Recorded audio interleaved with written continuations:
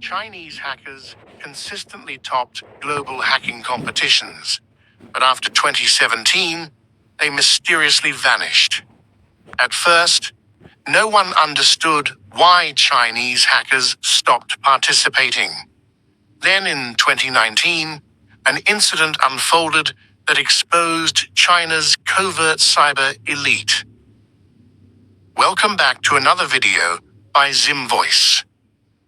In March 2017, a group of Chinese hackers traveled to Vancouver, Canada. Their mission? To uncover hidden vulnerabilities in the world's most widely used software and devices, including Google Chrome, Microsoft Windows, and Apple iPhones. But this wasn't an illegal operation. They were attending a legal hacking contest, known as Puntu, one of the world's most prestigious cybersecurity competitions. In these events, hackers break into top tech systems to identify security flaws. In return, they are awarded massive cash prizes ranging from $500,000 to over $1 million, especially for discovering previously unknown weaknesses, called zero-day vulnerabilities. These findings are then handed over to the companies Google, Microsoft, or Apple so they can release patches and updates to fix the issues. It's ethical hacking that strengthens security, not undermines it. For years, Chinese hackers dominated these contests, whether it was Puntuon or any other global event. They consistently emerged as winners. But after 2017, that dominance disappeared.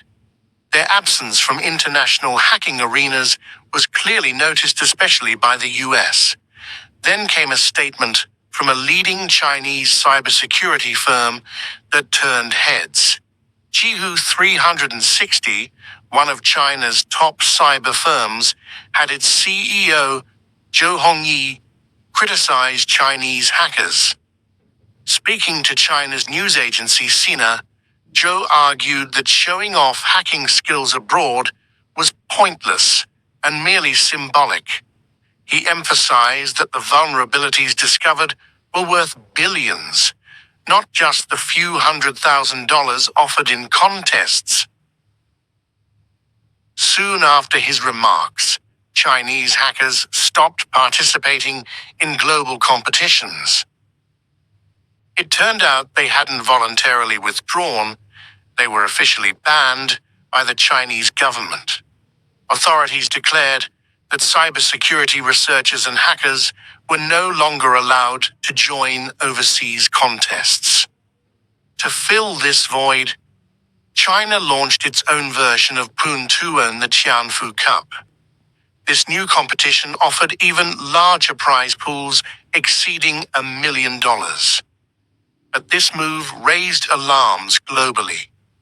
Experts believed China was now building a cyber warfare force under the guise of a competition. In November 2018, the first Tianfu Cup was held in Chengdu. A Jihu 360 researcher named Qixun Zhao won the grand prize. He discovered a critical flaw in Apple's Safari browser that allowed him to remotely hijack iPhones through a single web page. He named his exploit Chaos, a name that would prove prophetic. The key difference between Puntuon and Tianfu Cup was the reporting process. In Puntuon, hackers disclosed vulnerabilities directly to companies. But in Tianfu Cup, the flaws were first submitted to the Chinese government, which then decided when and how to inform the companies. This led to a dangerous outcome.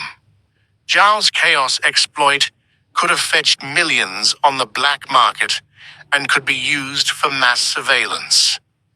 2 months later, in January 2019, Apple silently released an update, patching the flaw. iPhone hacking campaign. They identified 5 exploits, one of which was chaos. The very same flaw Zhao had demonstrated was used in real-world mass surveillance attacks. Google didn't specify who was behind the attack, but it later emerged that the targets were Uyghur Muslims, and the attacker was the Chinese government. Since 2014, China has committed serious human rights violations against Uyghur Muslims in its northwestern province of Xinjiang, detaining millions in camps, forcing sterilizations, and heavily monitoring their communications. Anyone caught with religious content on their phone could be harshly punished. But the hacking campaign didn't end with Uyghurs. Journalists, activists, and government critics were also targeted. Google's findings aligned perfectly with Zhao's exploit from Tianfu Cup, and US intelligence agencies later confirmed this through deep technical analysis. They showed that the chaos exploit used in the real world was identical to the one demonstrated in Tianfu Cup. Then, in February 2024, another revelation emerged. A leak on GitHub exposed data from iSoon, a Chinese IT security firm. The leaked documents included emails, chat logs, and spyware development files.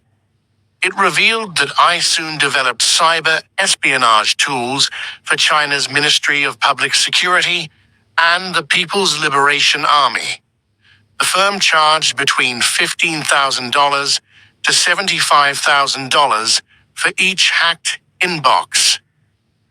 Today, Tianfu Cup has entered its 8th year, backed by major Chinese tech giants like TopSec, Alibaba, and Qihoo.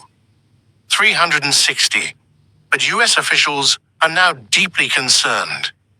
Many participants and sponsors of the event have confirmed ties to China's military. According to US sources, TopSec, the Beijing-based firm organizing the competition, is actively recruiting nationalist hackers through Tianfu Cup. This strongly suggests that behind the scenes, China is preparing for cyber warfare under the pretense of innovation. And when state-backed hackers are supported at this scale, the goal isn't just winning awards, it's building powerful cyber weapons. In 2024 alone, Chinese hackers breached the US Treasury Department and stole sensitive documents. They also infiltrated networks of at least 9 US telecom companies, including AT&T, Verizon, and T-Mobile. In 2023, they even attacked US military systems in Guam. Experts say that Chinese hacker groups often maintain silent access to critical infrastructure for years, only activating when strategically necessary. This paints a clear picture. China is assembling an elite cyber army, preparing for a digital war where lines of code can bring nations to their knees. That, in this future, code will be more destructive than missiles. Network disruptions could inflict more damage than airstrikes. And spy tools embedded in phones may be more dangerous than human agents. A single click could crash stock markets and spread mass panic. We hope you found this video by Zim Voice informative. Don't forget to like and share. Thank you for your continued support. We'll see you in the next thrilling episode.